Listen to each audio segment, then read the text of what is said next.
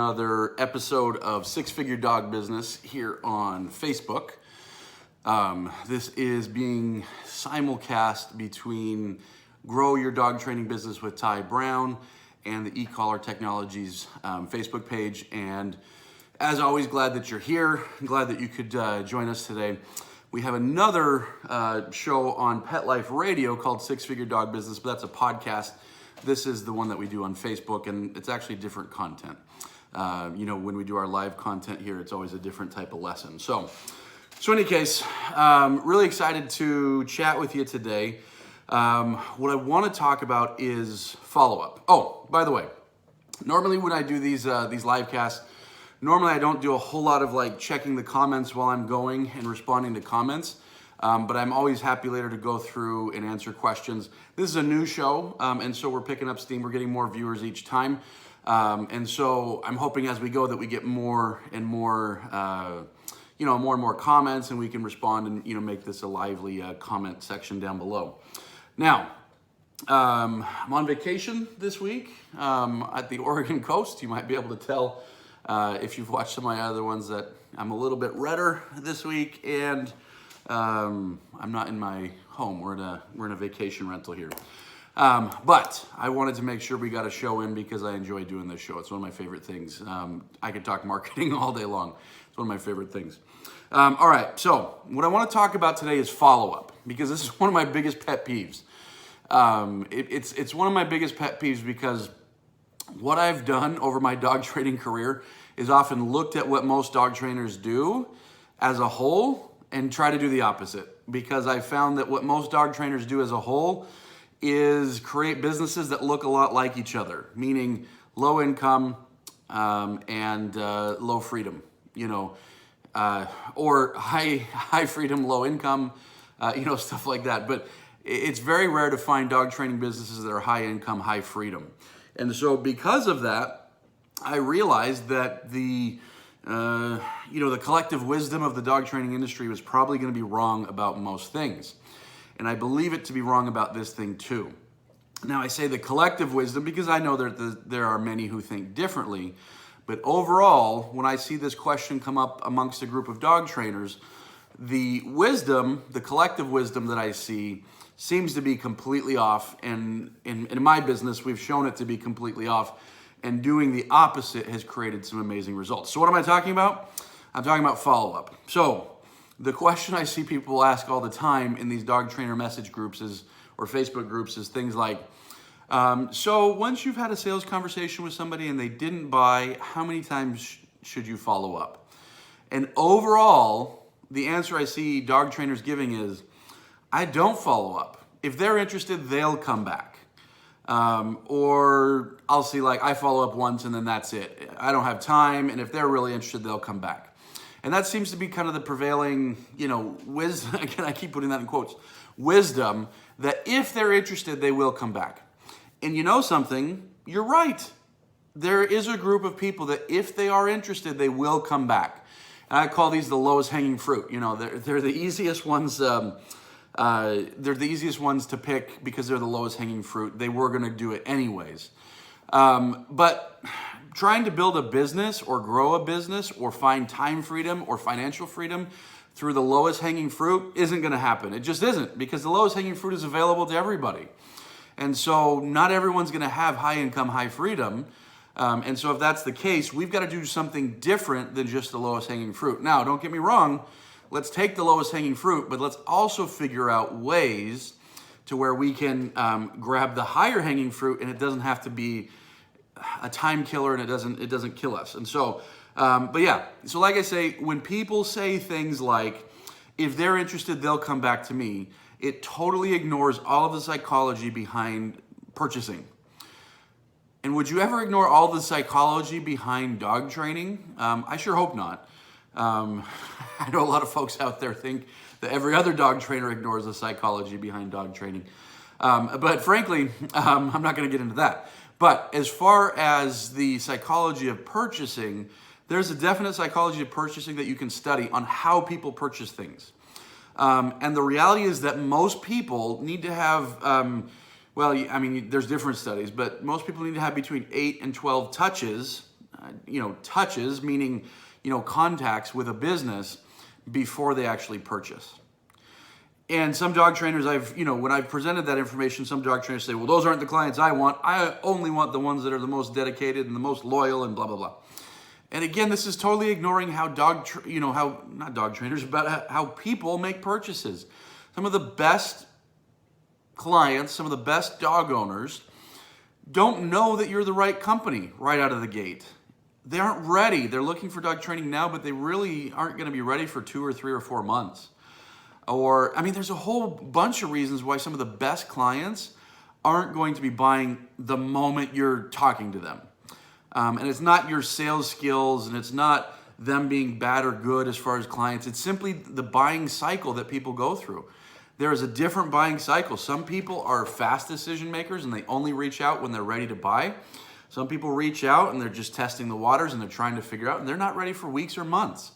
And so like I say, if you're only accepting the first people as clients and you're ignoring the other people, you're going to be leaving a lot of money on the table. I can tell you at my company, and I need to track this a little bit better, but my assistant and I have gotten together and we think it's 50 to 60% of our clients come in the follow-up process. And to me, that's like hugely meaningful because what it means is if we did not have a follow-up process, our company would likely be about half as large. And so for us, we're talking close to $1 million a year I would be leaving on the table if I didn't have a follow-up process. Now, keep this in mind. I said a follow-up process because the only ones doing sales at my company are myself and our office manager. And she's not even doing, no, she does some sales, but mostly she's just doing the follow-up. And I don't mean that like she's just doing the follow-up. What I mean is we're talking 2 people at a company that's approaching $2 million a year to do the follow-up. Follow-up does not have to be this huge, huge thing that requires an enormous amount of time and effort. And so like I say, I'm talking about 2 people able to handle that for what is essentially in the dog training world a large company. And so like I say, if you are not having a follow-up process after your sales conversation, and I say sales conversation because that might be a phone sales conversation, it might be an in-person at their home, it might be an in-person at your building. If you're not having a follow-up process, more than likely, you will just shoot yourself in the foot as far as growth or as far as, economic and time freedom. Because that ignores how most people buy, or about half of people buy. So like I say, at least in our case, 50 to 60% of our clients came after. Now, sometimes we end up with clients that are less than ideal, but nearly all of our clients are awesome folks who put in the work, put in the effort, are great folks to work with. And so why would we ever want to discount, or cut off half of them? I have no idea. And so anyways, not only that, it's the least efficient. It's frankly, not having a follow-up process is the equivalent of flushing money down the toilet. And let me explain. Every lead that comes into your business, and when I say a lead, that's somebody who calls, emails, fills out a form, shows up at your business. Every lead costs you money. And you might not think it because some people say, well, I don't advertise, or I'm not spending money on advertising. But every single lead that comes into your business costs you money. Even if it was a referral, it costs you money because it took you time and effort to cultivate the people who gave that referral. Maybe it was a vet, maybe it was a client. And so if it was a client that you got paid for, you still had to pay to get your skills. You still had to pay an opportunity cost to work with that client. Every single time that somebody is interested, you paid money. Sometimes in the case of like actual money, hey, Google, here's some of my money, give me some people to my website. And sometimes in the case of time, where it was like you spent time doing something and therefore leads came in. But either way, time being money, you spent dollars to get those people to call you, email you, or fill out a form on your website or show up at your building. You spent dollars to do that. So if you're going to treat those people in such a way that you're only going to talk to them up to a point. Like, hey, let me tell you about our system or our process or our program, and that's it. I'm not going to talk to you after that unless you decide to call me. When you're doing that, it's just like flushing money down the toilet, because there are so many people that would be excellent clients for you that are sitting on the other side of that line. You know, everything that came up to the sales conversation, boom, there's a line, and then everything that happens after, for most dog trainers, everything that happens after is nothing. They're not doing anything after this point, and as a result, you know, they are losing perhaps half of their business. Maybe not as much as us. Maybe it would be a third of their business. Maybe they do a better job here. Maybe their sales process is better. And so they're not losing half. They're losing a third or 20%. But I can promise you that if you do not have a process on the tail end, you are losing something. 20%, 30%, 40%, 50%, something. Whether it's and 20% isn't small, 10% isn't small. And I can guarantee you, no matter how well you do at this line, you're at least losing 10% on the tail end if you're not having a follow-up process. And so no matter what, you are losing money when you're not following up.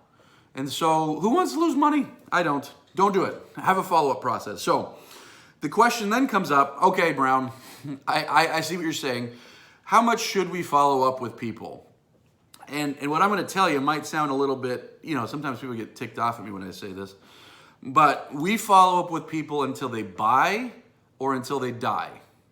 And even if they buy, we keep following up with them.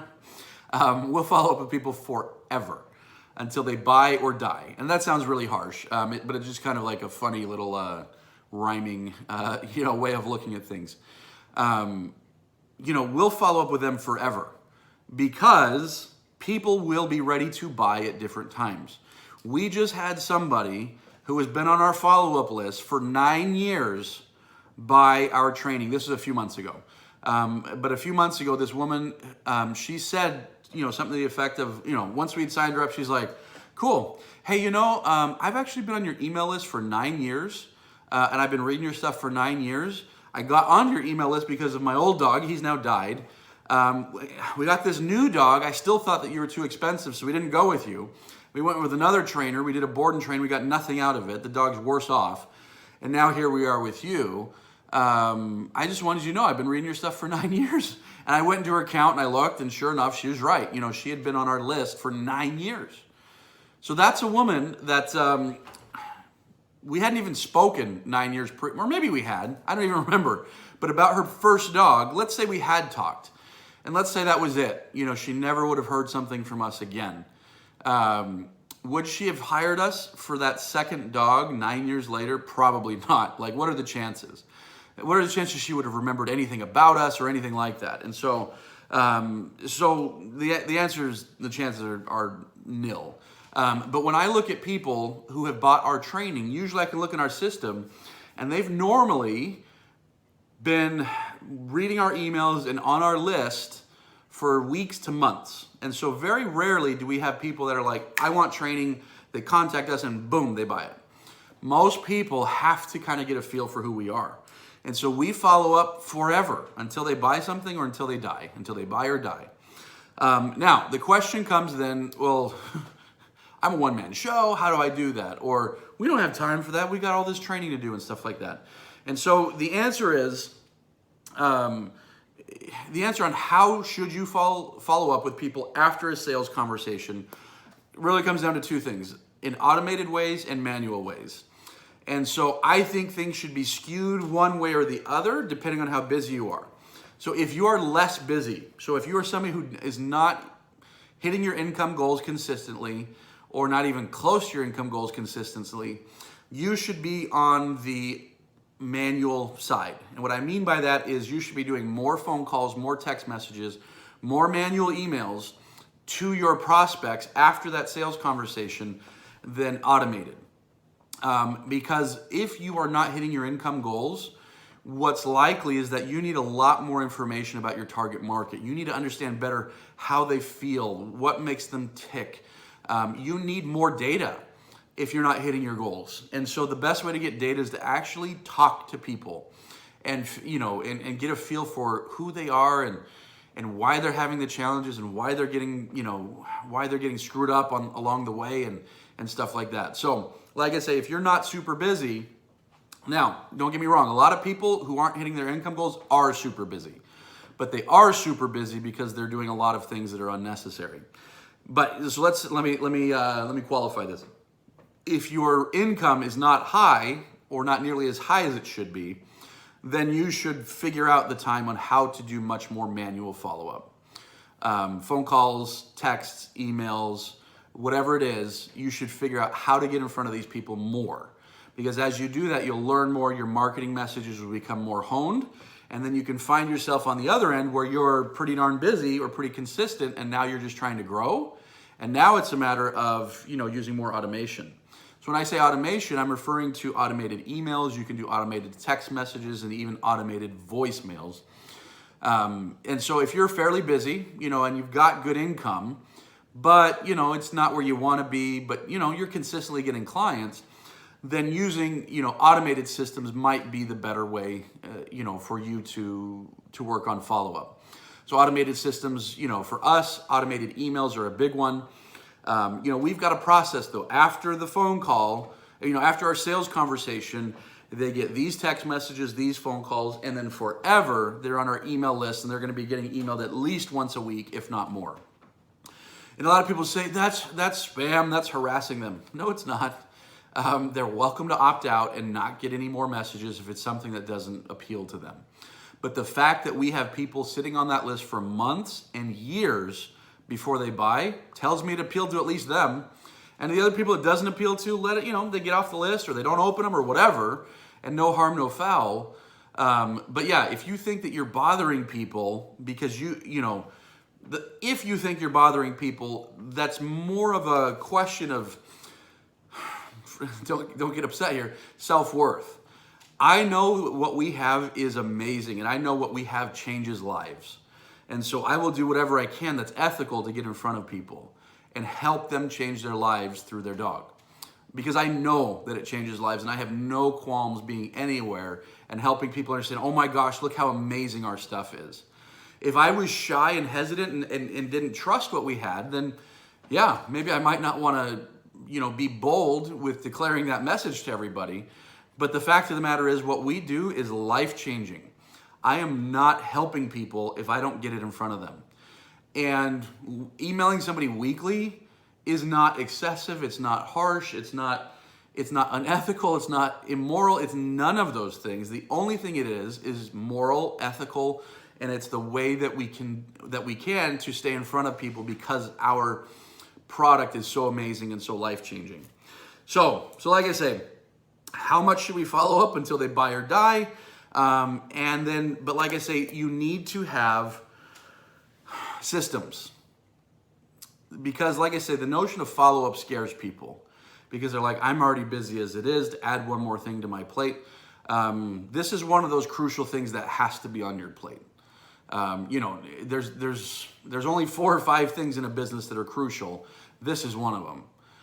And it has to be on your plate. You could give up the bookkeeping to somebody else to do this. Now, the reality is it doesn't have to take much time. Our follow-up takes me about a half hour a week.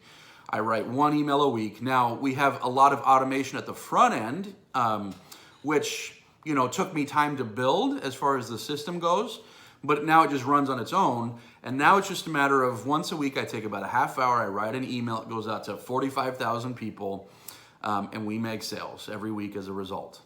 And so follow-up does not have to take a whole lot of time. It shouldn't take a whole lot of time if you're busy. If you're not busy, if you're not making money, it should take a lot of time so that you can learn more about your market. But yeah, like I say, having both manual and automated systems, but having it be in a system like, hey, after the phone call, after the in-person consult, whatever it is, here's what happens, A, B, C, and D. Having it systematized makes your life a whole lot easier to make sure that it actually gets done. So, all right, last thing that I want to talk about. So, the first thing I've talked about is just the notion of whether or not you should be doing follow-up. And the answer is yes. It's inefficient, and it ignores how people buy if you're not doing follow-up. Number 2, how much should we do follow-up until they buy or die? And we should have systems in place that allow us to do that easily, especially as we go on. And number three, what should this follow-up even be? What am I supposed to do? Email them every week. Hey, do you want to buy now? No, that shouldn't be it. That might be your immediate follow-up. That's part of our follow-up. We have a conversation. If they don't buy 2 days later, they get a text that's basically, hey, you interested now? You seemed interested the other day. What do you think? Something like that. But as we go on, there's three main goals in our follow-up. Number one is just to remind them that we exist. You know how many things you have going on in your life? Your clients are the same way. Dog training is not necessarily their number one priority. And you might say, well, I only want clients no, you don't. They've got soccer games for their kids, and that's pretty darn important. They've got to go to work. That's pretty darn important. They got to get their car back from the shop. That's pretty darn important. They've got to get their house cleaned and do the grocery shopping. That's pretty important. All of these things rank super high for them. And dog training is somewhere in there. The better you do at the sales process, the more you can help them prioritize that. But they've got so much going on that they might have heard your sales presentation and thought, this is amazing. We're absolutely going to do this. And, in the moment, but then they get back into regular everyday life and, they're busy, stuff's going on, et cetera, et cetera. We just have to remind them that we exist. Number one. Number two, we've got to educate them on what's different. And you have to have something that's different. Otherwise, what's the point of all of this? If you're the same as every other dog trainer, what's the point? So you've got to educate them on what's different. And number three, you've got to build a like.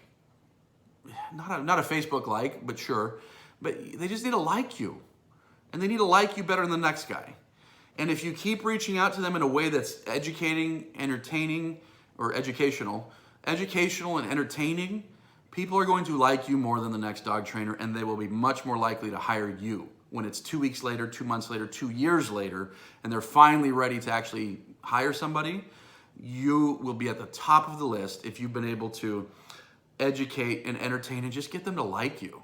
Your prices could be double, but they like you. Your prices could be triple, but they like you. Your facility could be an hour further away, but they like you because you have this follow-up process with them. So, guys, like I say, my company without a follow-up process, we would be several trainers smaller and, hundreds of thousands of dollars less revenue if we didn't have simple follow-up systems that take me about a half hour to an hour a week and take my office manager probably about 5 to 10 hours a week of her time in follow-up. If we didn't have that, we would lose hundreds of thousands of dollars. So how important is follow-up for us? We're talking about, 5 to 10 hours a week equaling, if I had to do the math, like something about $800,000, $900,000 a year. To me, there is almost no better return on our time than that follow-up. It took all this work to get somebody just in that conversation, that sales conversation with you. To ignore them beyond that is insane. It's literally insane. So, do you need a follow-up system, but just don't know how to do it? Down below the video, there's going to be a link to, you can schedule a phone call with me on my calendar. We'll talk about your business. We'll talk about how things work. I'll give you some insight into your business. And perhaps, if you feel and I feel like it's something that we could help you long-term, I'll tell you about our coaching and see if that's something that could help you. But the bottom line is, don't not do follow-up. That was a double negative. Don't not do follow-up because it could be hundreds of thousands of dollars a year or hundreds of thousands of dollars over the next several years that you're just losing if you're not doing it. So thanks for tuning in. Click the link below, schedule a phone call, and I can't wait to talk with you.